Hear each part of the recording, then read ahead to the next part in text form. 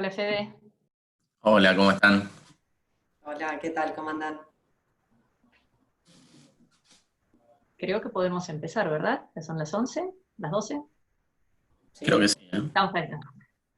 Bueno, buenos días a todos los que nos están escuchando, que parece son varios cientos, por no decir miles, en que se ve a través de YouTube, y creo que es el tema de la macroeconomía, es uno de los temas que más nos interesa ahora en Argentina. Mi nombre es Diana Mondino y tengo el enorme gusto de presentar a tres brillantes y jóvenes economistas. Bárbara Gresta, del estudio Arriazo Macroeconomista, Federico Fariase, de EcoGo, y Gabriel Camaño, de la consultora LD. Creo que es muy importante y positivo que sean jóvenes. Eso quiere decir que han vivido solamente dos, o con suerte, tres crisis. Yo tengo el privilegio, dudoso privilegio, de haber vivido la crisis del 75, la del 81-82, la del 89, que en realidad fueron dos, porque tuvo primero la hiper y después el plan Bonex, después el tequila en el 95, después la crisis de 2001-2002, el 2008, y ahora, no sé si llamar crisis a esto que estamos en el 2020, bueno, y ese es uno de los temas que vamos a estar hablando. Como realmente son temas muy importantes, que vamos a abarcar temas fiscal, monetarios, cambiarios, de deuda, bueno, hemos establecido un cierto orden y para dejar el mayor tiempo posible para preguntas. Así que cuando quieran enviarnos las preguntas, voy a tratar de transmitirlas. Eh, Bárbara, ¿querés empezar vos con los temas fiscales y reales en este contexto tan extraño de pandemia que tenemos ahora? Dale, dale, dale, buenísimo. Muchas gracias por la invitación. Comparto pantalla. Que vamos a compartir. Bien. ¿Ahí se ve? Perfecto. Buenísimo, entonces arranco. A ver, para pensar en la Argentina post pandemia, me parece que está bueno arrancar primero con un pequeño contexto internacional. La cuarentena, el coronavirus ha generado un dilema para todos los países y han decidido la gran mayoría que mientras aparece la vacuna, para evitar el colapso del sistema sanitario, la cuarentena y el aislamiento es un buen antídoto. El problema de la cuarentena es que genera una caída de la economía, una implosión económica por el detenimiento del comercio y por la caída en la demanda. Entonces, el gran desafío que tienen los gobiernos es ver cómo hacen para evitar la crisis sanitaria con el menor costo económico posible. Algunos países han aprovechado el tiempo de la cuarentena para hacer tres cosas: testear, rastrear a los contactos de los contagiados y aislar. Y acá quiero ser bien clara: sin una búsqueda activa de casos, las cuarentenas se alargan y la crisis económica se profundiza. Todos los gobiernos a nivel mundial han tenido que implementar políticas expansivas fiscales para compensar al menos parcialmente el impacto de la cuarentena y de la implosión económica. Esta es la evolución del déficit fiscal de Estados Unidos en porcentaje del PBI en los últimos años. Y ya podemos ver que en el año 2020 ya está llegando a casi 9% del PBI el déficit fiscal, y todavía faltan algunos meses que van a ser negativos. Si hacemos lo mismo para Argentina, vamos a ver que el déficit fiscal medido en porcentaje del PBI ha ido cayendo hasta llegar desde el año 2017, y ha llegado al año 2019, ha terminado con un virtual equilibrio fiscal, con un pequeño déficit primario, no financiero, de menos de medio punto del PBI. Y ha sido este punto de partida el que le permitió al gobierno y al Estado argentino expandir fiscalmente para compensar en parte el daño que estaba generando la pandemia y la cuarentena. Y esa es la expansión fiscal que estamos viendo. ¿Cuál es el problema de Argentina? Que no tiene acceso al crédito y que para financiar esta expansión fiscal ha debido emitir. Sin meterme en la parte monetaria, que no es lo que me corresponde a mí, el punto de partida, que también tenía una cantidad de pesos a finales del 2019 en porcentaje del tamaño de la economía, era tan bajo que permitió que esta expansión fiscal no se trasladara a inflación inmediatamente, porque la combinación entre bajo nivel de déficit fiscal inicial, la pandemia, genera que la gente acepte provisoriamente los pesos que no quiere. Y acá está el principal desafío en materia fiscal que nosotros vemos para Argentina. Argentina no tiene ahorros, no tiene moneda, no tiene acceso al mercado de capitales, no sabemos cuánto tiempo va a durar la cuarentena, por todo lo que dije al principio, y tiene una pésima historia en materia fiscal. El gran desafío que tiene Argentina es convencer a la gente, especialmente a los argentinos, de que en la expansión fiscal actual, que tiene que ocurrir, porque no hay otra alternativa, hay que asistir al sector privado, cada país según la idiosincrasia de cada uno, pero hay que asistir al sector privado, porque sin sector privado no hay recuperación económica posterior. Entonces, hay que convencer de que esta expansión fiscal es transitoria y que en realidad cuando la economía se empieza a recuperar, la combinación entre mejor recaudación y esfuerzo fiscal que hay que hacer, nos va a volver a un sendero de convergencia fiscal y vamos a llegar a un superávit fiscal que necesitamos. Si no hacemos eso, si no generamos confianza, si fracasamos en el reordenamiento de las cuentas fiscales, y fracasamos en que la gente nos crea cuál va a ser el sendero fiscal, lo único que vamos a lograr va a seguir entrelazando crisis. Así que muchas gracias, y creo que con esto ya tenemos un pantallazo fiscal. Muchas gracias, Bárbara. Fede, ¿querés hacer algún comentario sobre el tema monetario? Así vamos a ir hilvanando estos temas. Me parece que el que va a hablar sobre monetario es Gabriel. Mejor todavía, Gabriel. Yo estoy con la ¿querés deuda. hacer algún comentario? Pero claramente el comentario, digo, hay un desafío muy importante, como decía Bárbara, ¿no? La emisión monetaria, tengamos en cuenta que cuando uno analiza no solamente la cantidad de pesos en función de la economía, sino en función de los dólares que tiene el Banco Central en las reservas, la cuarentena y el agujero fiscal y la emisión monetaria para una economía que solamente tiene ese canal de financiamiento, cuando analizamos la cantidad de pesos que debe el Banco Central en base monetaria y en el IX, o total de pasivos remunerados, por cada dólar que tienen las reservas, ese número pasó de la zona de 50 en septiembre pasado a la zona de 100 actualmente. Entonces va a ser muy importante, digo, lo importante es que el gobierno tiene una vuelta atrás para que la demanda de dinero se reactive, siempre y cuando haya una reestructuración exitosa de la deuda y un programa económico que marque consistencia fiscal y monetaria hacia adelante. Pero sin esas dos claves va a ser muy difícil evitar que toda esa emisión monetaria, en un contexto donde tenemos una inercia inflacionaria complicada y una demanda de dinero muy débil y muy volátil, termine arriesgando una aceleración de la inflación, más allá de que Argentina parte con un colchón cambiario relativamente positivo, ¿no? En términos históricos. Hay un tipo de cambio real que generó un superávit de cuenta corriente, pero el problema es que tenemos una brecha muy alta y un nivel de reservas netas muy escaso, con lo cual creo que ahí se juega el principal riesgo, ¿no? Cómo reciclar esos pesos que ahora hay que emitirlo y que no queda otra, en una economía que tiene reservas finitas y que está negociando el tema de la deuda, ¿no? Excelente. Gabriel, veo que ya has colgado tu presentación, qué eficiencia. Sí. ¿Querés hacer algún aproveché comentario? que Fede hablaba y la subí. Sí, Okay. A ver, tema monetario. Bien lo que dijo Bárbara, en eso de acuerdo, digamos, tenemos un tema de... No puedo, ahí está.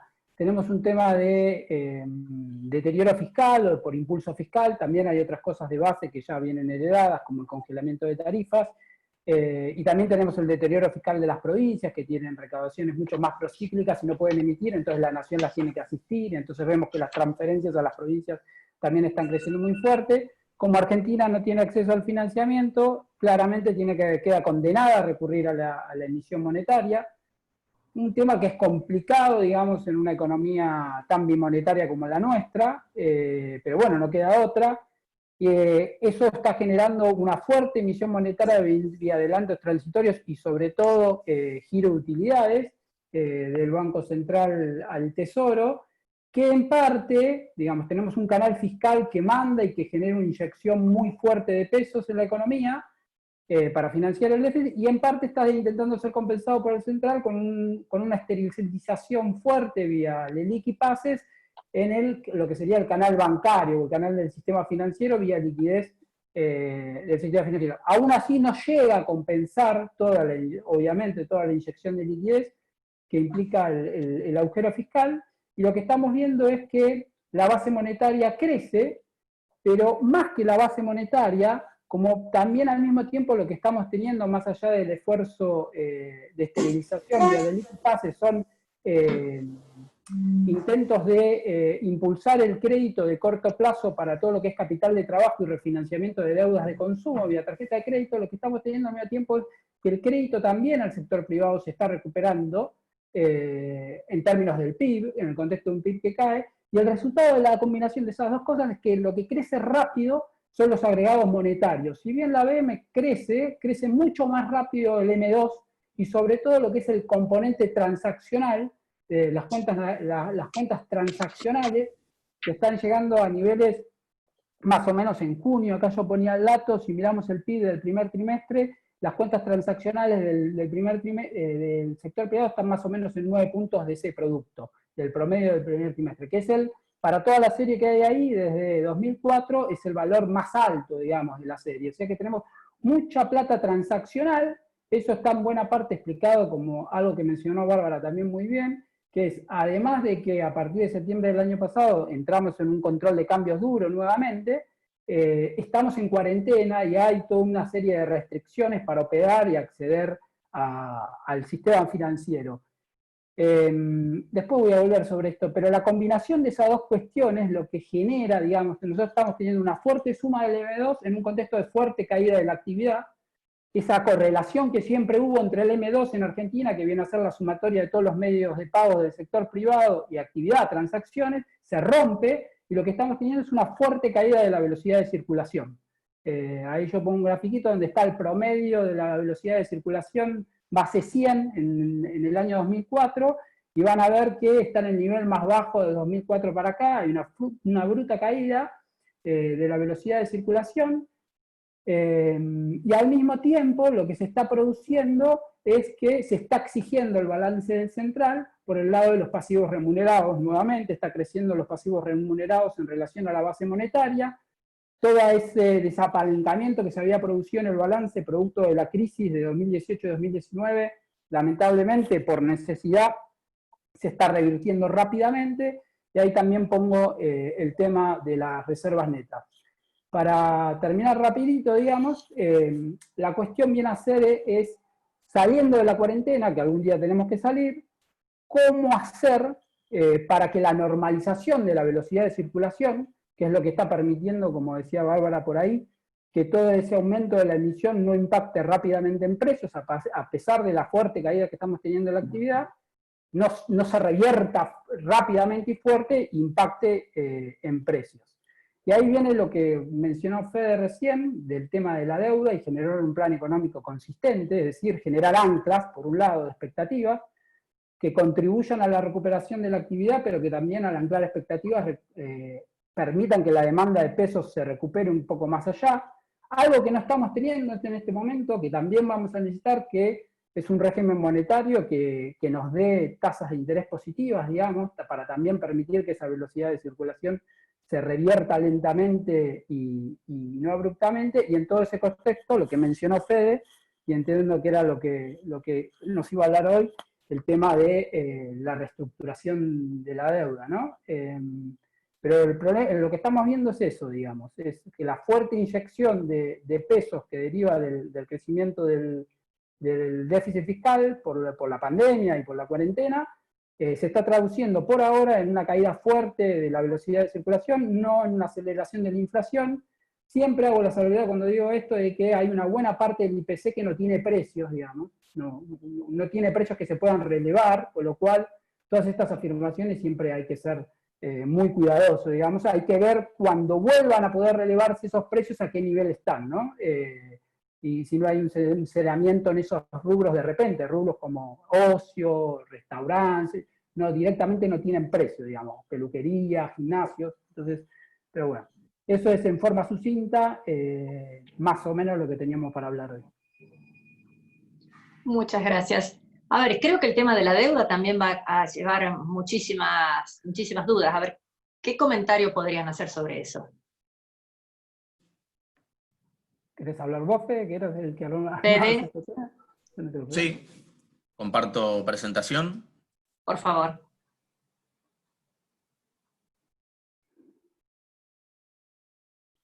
Bueno, ahí estamos.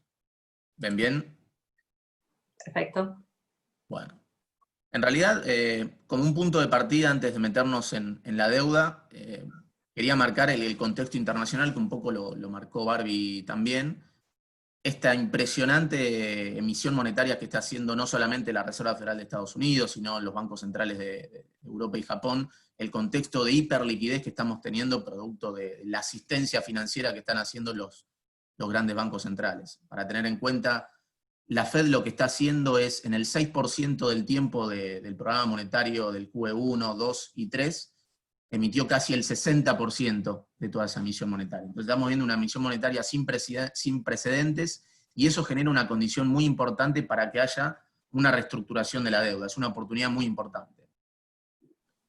Metiéndonos de lleno en lo que es la reestructuración de la deuda, cuando uno analiza las puntas entre el gobierno y los acreedores se vienen acercando, pero todavía falta, ¿no? Entonces, cuando uno analiza en términos de NPV, de lo que vale la propuesta, asumiendo una tasa de descuento del 10%, la propuesta de Guzmán, la tercera propuesta, está en la zona de 50 promedio, venía en una primera versión de estar en la zona de 40, contra los acreedores ad hoc, que están en la zona de 56,5.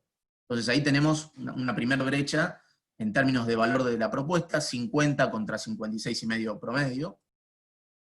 Cuando uno analiza la otra punta, tiene que ver con el esquema de pago de los intereses corridos. El bono que propone Guzmán para el pago de los intereses corridos, asumiendo una tasa de descuento del 10%, también está en la zona de 1,6, 1,7 de NPV que agrega. Ahora, cuando vamos al pago de los intereses corridos que propone el grupo ad hoc, como propone el 50% en pago cash, que esos son casi $1.000 millones, el valor presente de los intereses corridos, asumiendo una tasa de descuento del 10%, está en la zona de 2,80, con lo cual ahí también hay una punta que se tiene que tratar de acercar en este esquema de negociación.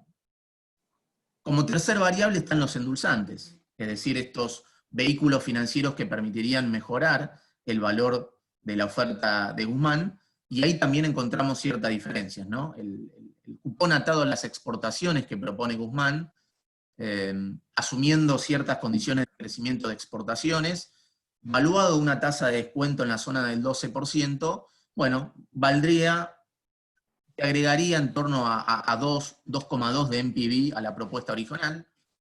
Ahora, cuando uno mira el warrant o el vehículo financiero que incorpora la propuesta de los ad hoc, que es un warrant atado al PIB nominal en dólares, medido por el artículo 4 del FMI, valuado al 12%, está más cerca de la zona de 4,5-5 de NPV, con lo cual ahí tenemos también en los endulzantes una brecha, digamos, que se va a tener que acercar. Ahora, como conclusión general, ¿qué implica esto en términos de plata, o en términos de nuevo perfil de vencimientos? Fíjense que cuando uno mira 2020-2025, el perfil actual de vencimientos de deuda en dólares de Argentina, capital e intereses, uno podría decir que tiene un promedio en cerca de 2% del producto, ¿no? Los vencimientos de capital e intereses en dólares con el sector privado. Este esquema de reestructuración que propone Guzmán, y que está muy cerca también en términos de perfil de vencimientos de los acreedores, dejaría un perfil de vencimientos para 2020-2025 en la zona de 0,5% del producto, con lo cual permitiría despejar fuertemente el perfil de vencimiento de corto plazo para ganar aire y hacer lo que estaban comentando Bárbara y Gabriel. Aprovechar ese tiempo y esa menor presión en el perfil de vencimientos que genera una reestructuración para tener un programa económico que genere consistencia fiscal y monetaria. Digo, la negociación exitosa de la deuda es una condición necesaria, pero no suficiente. Si la reestructuración de la deuda no se empalma con un programa económico creíble, con un respaldo político importante, no hay manera que la deuda sea sostenible. Entonces, cuando uno mira, ¿y cuál es la diferencia de plata entre la propuesta del gobierno y la propuesta de los grupos ad hoc? Con el grupo ACC, que es otro grupo de acreedores, está muy cerca. Fíjense en que el alivio o el ahorro en capital e intereses que propone el gobierno, acumulado al 2028, está cerca de 51.000 millones de dólares. cuando uno mira la propuesta de los ADOC, está en la zona de 48.000 millones de dólares, incorporando también la reestructuración de la legislación local. Con lo cual, esas diferencias en las puntas en términos de plata, parecería ser muy poquito, ¿no? Porque es acumulado a lo largo del tiempo, 4.000, 3.000, 4.000, 5.000 millones de dólares de diferencia, acumulado 2028 en el ahorro de capital e intereses. Con lo cual, dado el contexto internacional, creo que los incentivos están alineados para que tanto el gobierno como el FMI como los acreedores se terminen una negociación medianamente exitosa, ¿no? El gobierno ganaría en descompresión del perfil de vencimientos, y evitaría una aceleración inflacionaria que implicaría si no hay un arreglo exitoso de la deuda y no hay un programa económico. Los acreedores en un mundo de tasas negativas con bonos partiendo de 35 podrían encontrar cierto upside si esa reestructuración exitosa de la deuda se la empalma con un programa económico, y sobre todo con un acuerdo con el Fondo Monetario, y el Fondo Monetario, si hay un acuerdo entre el gobierno y los acreedores privados, tendría más chances de cobrar. Con lo cual los incentivos están alineados ahí, pero claramente el desgaste propio de la negociación, y sobre todo los aspectos legales que hoy también separan las puntas, esto es muy importante. Recordemos que básicamente la deuda argentina está dividida en dos indentures, indenture 2005-2010, que tiene umbrales de cláusula de acción colectivas más exigentes, 85 del total y 66 en cada serie, y después están los bonos, los globales, post-2016, que tienen cláusula de acción colectiva más flexibles, 66% del total y 50% en cada serie, y el problema que es que con los globales hay cierto vacío legal que permite al gobierno incorporar esta cláusula de redesignación de series, por la cual podría reagrupar series de una manera más discrecional y llegar a las CATs. Eso generó mucho ruido en la negociación, por eso hoy los tenedores de globales están pidiendo el indenture 2005-2010 en la negociación, producto de esa incorporación de esa cláusula de redesignación de series que incorporó Guzmán, con lo cual esa es una brecha importante también que se debería cerrar para llegar a un acuerdo medianamente exitoso de la deuda, ¿no? Y por último, digo, empalmando esto de la deuda con el sector externo, Argentina parte, cuando uno mira el tipo de cambio real, ¿no? El dólar ajustado por la inflación. Fíjense en que hoy el dólar de 70 es un dólar de 1,86, base 1, diciembre de 2001, ¿no? Es un dólar que está muy por arriba de la salida del cepo en 2015, que estaba en la zona de 1,40, 1,50, y 86% mejor que en diciembre de 2001. Y cuando uno mira el dólar, el tipo de cambio real implícito en el dólar contado con liquidación, estamos en la zona de 2,81, paradójicamente el mismo nivel que en el peor momento de la crisis de 2002. Entonces, la cuestión acá es cómo se va a resolver esta brecha. Si bien partimos de un tipo de cambio real alto, no nos olvidemos que todo el excedente monetario que estamos viendo, como explicaron muy bien Bárbara y Gabriel, la brecha cambiaria, si la negociación de la deuda no sale bien, bueno, por más de que partimos de un tipo de cambio real alto, aún mirándolo desde el lado del oficial que genera un superávit de cuenta corriente, ahí hay riesgo de que ese tipo de cambio real se parezca más al tipo de cambio real de overshooting que muestra la brecha. Si no hay una negociación exitosa de la deuda, no hay un programa económico que explique cómo se va a salir de este déficit fiscal y de esta emisión de pesos que deja la cuarentena. Gracias. Gracias ahí, a los... perdón. No, está bien, más o menos ahí quedaría cerrado el tema. A ver, a mí lo que me sorprende en esta negociación de la deuda no es solamente, digamos, lo extendida y prolongada en el tiempo que ha sido, sino también que se considera exitosa solamente desde el punto de vista del sector público. Y sin embargo, el sector privado se ha estado fuertemente comprometido en los últimos meses, aun cuando no hubiera habido pandemia, porque está sujeto a lo que pueda ocurrir directa o indirectamente con el Estado Nacional. O sea, hay fuertes vencimientos de empresas privadas con emisiones en el exterior que no parecen tener una posibilidad de negociarse exitosamente y están desaprovechando tasas de interés muy bajas en el mundo. O sea, daría la sensación que toda la negociación está vinculada mirando exclusivamente el ombligo del sector público y no el contexto general. ¿Tienen algún comentario respecto a eso? Digamos, las perspectivas del sector privado para renegociar sus deudas, tanto en el sector externo como interno? A ver, es lo que explicó Fede antes, digamos. El mundo, muy a pesar de algunas predicciones de algunos, está saliendo a un nuevo contexto, a un nuevo ciclo, tal vez cortito, más cortito que el anterior, pero de alta liquidez, y eso está permitiendo que muchas empresas y muchos gobiernos de países emergentes y muchos gobiernos emergentes puedan refinanciarse a tasas bajas y puedan financiar las necesidades, las mayores necesidades que implica la pandemia voluntariamente y no recurrir tanto a la emisión monetaria, digamos. El punto ahí, digamos, para los gobiernos es que esas mayores necesidades sean transitorias, ¿no? Y no sean permanentes, que los deterioros fiscales sean transitorios, porque si no, cuando se dé vuelta el ciclo van a tener problemas.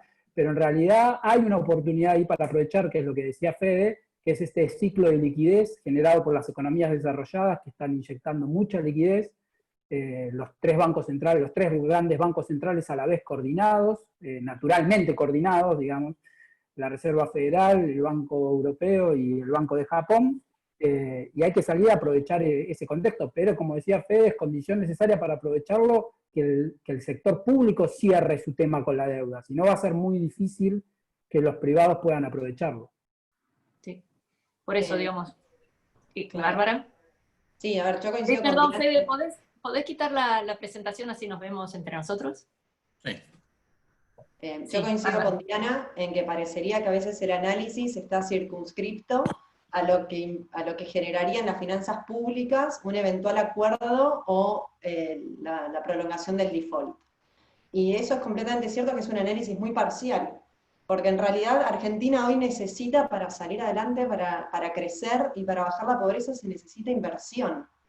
Y una Argentina en default pone en jaque todos los proyectos de inversión del sector privado. Más allá de toda la deuda que hoy tenga emitida el sector privado, es un país en default eleva las tasas de descuento a las cuales hay que evaluar los proyectos de inversión, y eso pone en jaque todo el desarrollo productivo de Argentina, cuando hoy necesita mejorar productividad e invertir. Entonces, yo coincido con Diana en que es un análisis parcial, cuando a veces uno escucha que dicen, bueno, arreglar para el gobierno es lo mismo si total no accede al mercado internacional, ¿no? Porque ya el mercado internacional está virtualmente cerrado para Argentina porque no le tienen confianza, entonces es lo mismo. Y en realidad no es lo mismo para el país. Y yo creo que en particular para el sector privado, para el sector público tampoco, si demuestra que tiene un plan fiscal consistente, ¿no? Pero creo que no es lo mismo para el país. Sí. Acá ya tengo varias preguntas y sobre todo he visto que alguien levanta la mano, pero si pudiera las personas que levantaron la mano tipear la pregunta, porque si no, no puedo habilitarles el micrófono. A ver, hay otra pregunta que está vinculada con el sistema financiero en general. Ahí Gabriel nos mostraba que se ha roto la relación entre aumento de M2 y nivel de actividad, a raíz de, digamos, de esta fenomenal caída en la velocidad. Entonces, alguna de las preguntas que tenemos ahí es si consideran que se puede llegar a un buen balance en este tipo de relación. A la cual, a esa pregunta del público, agrego, ¿cómo ven la salud del sistema financiero si esto no se hace? Porque si incorporamos el concepto de las tasas, en general los bancos, algunos bancos están prestando a tasas menores que las que tienen que pagar, digamos, por resoluciones del Banco Central a sus depositantes. En términos sin considerar impuestos, deberían cobrar 24 y pagar 30. Entonces, ¿cómo ven esos temas? Abierta para los tres la pregunta. Si quieren contesto yo, si quiere contestar otro, no tengo problema. Dale, Gabriel, por vaya. A ver, está claro que, digamos, para para gestionar ese riesgo, que es esa caída abrupta de la velocidad de circulación del dinero, permitió que toda esa emisión no se vaya a precios, pero también implica un riesgo que hay que gestionar, que es que se te dé vuelta rápido, digamos, para hablar fácil y rápido. Para gestionar eso, una parte de la gestión de eso viene por el lado de la tasa de interés, digamos. Necesitamos tasas de interés reales positivas para generar eso. Una de las cosas de las cuales se funciona la velocidad de circulación de dinero es de la tasa de interés. Así que ahí hay un tema. El sistema financiero hasta ahora soportó 2 años consecutivos de crisis por balanza de pagos muy bien, en buena parte porque teníamos las macroprudenciales que nunca nadie tocó, digamos, y el sistema financiero se bancó una salida de dólares que en otros contextos generó crisis financieras profundas. Así que por ahora yo al sistema financiero en términos de liquidez, tanto en pesos como en monedas extranjeras, se lo ve bien, digamos. Tampoco igual, es como al burro, tampoco da para pegarle todo el tiempo palazos porque en algún momento te va a devolver la patada, digamos. Pero el sistema financiero, después de 2 años de crisis sostenida, soportó la prueba, digamos, macroprudenciales mediante. Pero yo creo que, digamos, si uno ve cómo gestionamos los riesgos que cuando implique la salida de la cuarentena, va a ser una mezcla de cuestiones. No vamos a poder esterilizar toda esa emisión de pesos de una, digamos, ya crecieron mucho los pasivos remunerados, durante este periodo saltarían muchísimo más, se deterioraría mucho más el balance del central. Tampoco podés apostar a que la demanda de pesos vuele y absorba todo de una, entonces va a ser una combinación. Vamos a tener que generar, como decía Fede, un esquema consistente que ancle expectativas y permita una recuperación de la demanda de pesos con la recuperación de la actividad, tasas de interés positivas que generan que algo de todos esos pesos que están en las cuentas transaccionales vaya a plazo fijo y no vaya a impactar a los paralelos o a los mercados de bienes, y una normalización del funcionamiento del sistema financiero. Lo que vimos en este tiempo, y razón por la cual el central en parte tuvo que ajustar el control de cambios, es que parte de todo ese dinero barato que se inyectó generó un salto en la absorción de transables, y particularmente la forma que se financiaba la absorción de transables, digamos. Y eso generó que en pleno mayo, en plena cosecha gruesa, el central perdiera reservas a pesar del cepo, ¿no? Y generó toda una reformulación del control de cambios y varias medidas, con lo cual tampoco es una panacea, digamos, esto. Estamos viendo algunas cuestiones que lo que nos dicen es que tenemos que ser prudentes y que hay que gestionar los riesgos. Ok. Acá hay varias preguntas más, creo que ustedes pueden verlas también, pero hay una que dice, por más que se evite el default, ¿cómo hacer para generar confianza y que ingresen inversiones productivas? ¿Ese es el gran problema a solucionar? Sí, definitivamente. Argentina tiene que hacer algo completamente distinto a lo que viene haciendo hace 100 años, con lo cual implica un desafío enorme.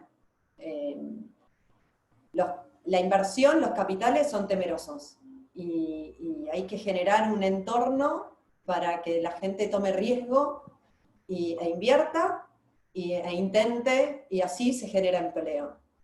Y para tomar riesgo tengo que tener confianza. Y yo con confianza invierto, voy a tomar riesgo y voy a poner un negocio. Y si no tengo confianza, voy a guardar, voy a contraer mi consumo. Y el problema de Argentina es que ni siquiera confiamos en nuestra moneda. Entonces, cuando tenemos miedo, demandamos dólares. Y en momentos de crisis, todo el mundo compra y nadie vende. Entonces, si queremos romper con ese ciclo, no vamos a construir moneda ni a la fuerza, ni de la noche a la mañana, sino con muchísimos años de estabilidad y con responsabilidad fiscal, lo que no implica que sea fácil, pero se necesita la decisión política de hacerlo. Y para mejorar la productividad se necesita inversión, para mejorar las técnicas de producción, y para eso necesitamos un entorno impositivo que sea a las empresas, una reestructuración del mercado laboral, para generar un ambiente que le permita a la gente invertir, asegurar las instituciones, la propiedad privada. Son todas cuestiones que hacen al desarrollo de la confianza para invertir, y lo fiscal es un elemento más en todo ese proceso, desde mi perspectiva. Un comentario relacionado para reforzar lo de Bárbara. Claramente, la negociación exitosa de la deuda es el primer caminito que necesitamos, pero después tiene que venir el programa económico, la consistencia fiscal y monetaria, y después tiene que venir lo que tiene que ver con la competitividad estructural. Cómo desarrollamos inversión y exportaciones, cómo crecemos por inversión y exportaciones, que es lo que permitiría que la deuda sea estable en el tiempo, ¿no?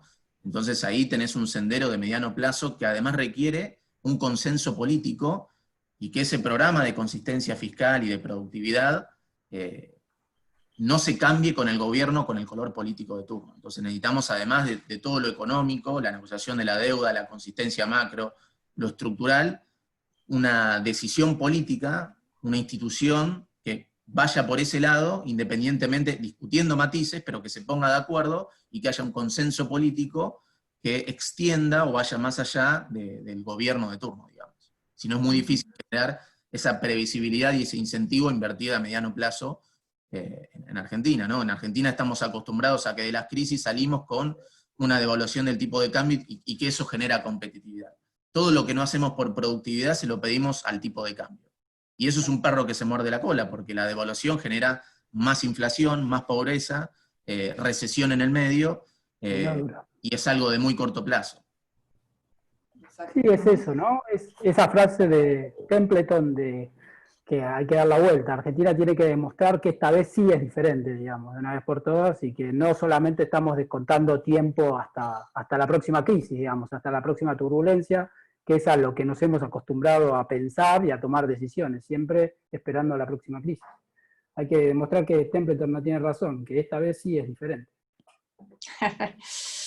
A ver, acá hay una pregunta que cambia ligeramente el enfoque sobre la situación de las provincias. ¿Cómo ven las provincias y la necesidad que tengan o no de reestructuraciones y en el contexto de un default soberano? O sea, este es pesimista, ya asume que va a haber el default soberano.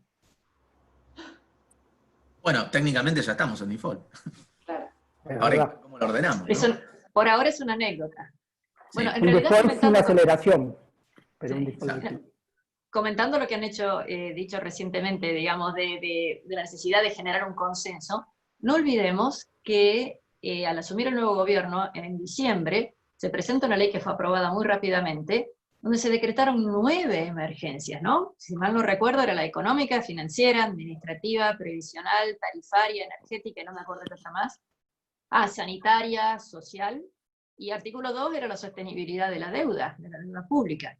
Con lo cual ya hay una ley que le permitía al Poder Ejecutivo empezar a diseñar algún tipo de políticas para trabajar en estos temas. Creo que la pandemia, no sabemos si se está trabajando, a raíz del contexto de pandemia es muy probable que se hayan interrumpido o modificado lo que sean esas ideas. Y acá también hay preguntas que, digamos, vinculado con esto, digamos, en el contexto actual, ¿creen factible trabajar una reforma impositiva? Y además, perdón, ¿cómo creen que es viable resolver las restricciones estructurales del tejido productivo para que sea autosuficiente? Esa no la entendí, espero que ustedes sí la entiendan. Volviendo a la de las provincias que quedó ahí picando, un comentario rápido. El problema es que las provincias, se les cae la recaudación por la recesión, tienen el canal del financiamiento complicado por la situación soberana, y no tienen la maquinita, la emisión monetaria que sí tiene el soberano, el tesoro, con lo cual es clave que la reestructuración de la deuda a nivel soberano termine bien para abrirle las puertas a las provincias, no solamente a las empresas. Entonces me parece que las provincias, más allá que hay situaciones de riesgo de crédito muy distintas y muy heterogéneas, están esperando a ver qué pasa con la reestructuración soberana, para acoplarse a la reestructuración o bien para, si sale bien, poder volver al mercado de crédito, ¿no? Sí, le agrego una cosita a lo de Fede. Las provincias tienen gastos más inelástico la baja porque está concentrado en sueldos, educación, salud, y tienen recaudaciones más procíclicas por el famoso ingresos brutos, digamos, que es el principal impuesto provincial, con lo cual la situación de las provincias son los peores de la clase, lamentablemente, los que más complicado lo tienen. Okay. Aquí hay una pregunta que la respuesta es muy fácil. ¿Tiene el gobierno argentino algún programa de incentivos fiscales para atraer inversiones del exterior? La respuesta es no. Así que paso a la siguiente. ¿Cómo ven el mercado laboral en la salida de la pandemia, los empleos formales, las paritarias, la relación entre sector formal e informal? Las paritarias obviamente están postergadas. En el contexto de la pandemia, las negociaciones salariales fueron bastante flexibles en ese sentido. Incluso el propio sector público va a pagar el aguinaldo en cuotas. Argentina tiene un mercado laboral rígido, entonces para sostener el empleo el gobierno asiste a las empresas hay problemas para despedir, digamos, hay restricciones para despedir, entonces cuando un mercado laboral es rígido, como puede ocurrir en Europa, por ejemplo, quizás con las crisis no aumenta tanto el desempleo, pero después tarda más en recuperar el empleo. Hoy la productividad, medida como cantidad de productos sobre la cantidad de empleados que hay, obviamente ha bajado un montón, porque el empleo, lo último que hace una empresa es despedir un empleado en realidad, pero también demora en contratarlo, y lo que yo veo va en ese sentido. Es posible que aunque el desempleo obviamente va a subir, las paritarias se flexibilicen un poco. Ok. Aquí hay varios comentarios que son más específicos o preguntas específicas respecto a algunos bonos determinados, etc. Ahí creo que no vale la pena que usemos el tiempo de todos para eso, en todo caso se contestan después por separado. También hay algunas preguntas para el Bitcoin. Bueno, en las múltiples y magníficas conferencias que está teniendo ExpoEFI, hay algunas que están dedicadas al Bitcoin. Así que me gustaría pasar al futuro. Hay alguien que ya pregunta, ¿cómo hacemos para instalar este tipo de agendas? ¿Qué hay que hacer? ¿Qué podemos ayudar para lograr consensos respecto a este tipo de agendas? Yo cada vez les voy a resultar antipático, pero en realidad si nunca resolvés las condiciones necesarias, digamos, nunca podés tener esos debates. Tenés que solucionar cosas básicas, digamos, para después poder ocuparte de esos debates. Alguien preguntaba por el tema fiscal, digamos. Ninguna reforma fiscal seria y que aspire a generar incentivos sustentables, digamos, en el tiempo, se puede hacer en un momento de necesidades fiscales profundas. Ya lo vimos en los 90 con la cantidad de reformas tributarias que se fueron dando. Todos los años tuvimos récord de reformas fiscales por año. Se generó una incertidumbre tributaria tal que los incentivos no funcionaban, digamos. Si el incentivo que vos generás fiscalmente no es percibido como permanente por el contribuyente, sino que lo ve como algo transitorio que el año que viene se lo sacan, digamos, no genera el efecto deseado y te genera un costo fiscal en el corto plazo alto. Entonces lo que hay que generar es las condiciones para que haya también previsibilidad tributaria, que es algo que a veces se subestima, digamos. El tema que te estén cambiando, no solo tengas impuestos muy altos, sino que te estén cambiando los impuestos todo el tiempo, digamos, y más en un sentido que en el otro, ¿no? Obviamente que es al alza. Entonces, lamentablemente hay que generar las condiciones para poder encarar esos temas de la forma correcta. Por eso yo siempre digo que el problema fiscal no son todos los problemas de la economía argentina. Uno resuelve el problema fiscal y no resuelve todos los problemas de la Argentina, pero lamentablemente es como Roma, aparece en todos lados, digamos, todos los caminos llevan a Roma. Vos te pones a querer encarar un tema para ver cómo lo querés resolver y en algún punto toca el tema fiscal. Entonces, hay que generar las condiciones para poder tener esos debates, lamentablemente. Sí, para agregar un poco a lo que dice Gabriel, sin acuerdo político, para mí va a ser muy difícil. La sociedad no va a demandar que haya menor déficit fiscal. Creo que se necesita un acuerdo político, un estadista que entienda el esfuerzo que implica normalizar la situación fiscal, que no podemos gastar permanentemente por encima de lo que nos ingresa. El sector privado eso lo sabe muy bien, porque el sector privado sí tiene una conducta mucho más prudente y ahorra en momentos de bonanza para usarlo en momentos de crisis, pero el sector público no. Y se necesita un estadista que convenza sobre el repago de ese esfuerzo y que logre liderar y tomar las decisiones a veces antipáticas que hay que tomar para poner orden y empezar un sendero de crecimiento sostenido. Bueno, tenemos 2 o 3 minutitos de cierre. Ok, me quedan muchas preguntas, algunas son muy preocupantes. Hay 6 preguntas vinculadas a si se ven perspectivas de una hiperinflación y cuándo, o sea, con detalles, o un Rodrigazo, un salto tarifario, o una caída en la actividad económica. Yo prefiero no hacer ese tipo de preguntas, sino ver qué caminos positivos podríamos instrumentar pronto. Una reforma fiscal, como ustedes han dicho, claramente, empezar a explicar cómo vienen estos caminos, bueno, la negociación de la deuda.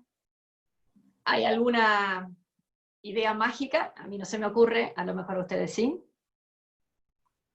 Sí, yo creo que hay que mostrar un camino, digo, y Gabriel lo dijo muy bien, hay que anclar expectativas hoy. Entonces, el miedo que tenemos, o esa preocupación sobre una aceleración de la inflación por toda la emisión monetaria que está habiendo, con un banco central que tiene reservas finitas y con una negociación de la deuda que está ahí en modo pendiente. Bueno, lo importante es saber que el gobierno tiene herramientas para evitar ese riesgo, ¿no?, del que estamos hablando. Pero para evitarlo, justamente, tiene que coordinar expectativas ahora y tiene que hoy mostrar un programa económico de salida, de consistencia fiscal y monetaria post pandemia, pero mostrar las herramientas y con un respaldo político ahora, si no va a ser muy difícil evitar, digamos, que esa emisión monetaria en un contexto de incertidumbre y reserva finita del Banco Central termine pasando factura.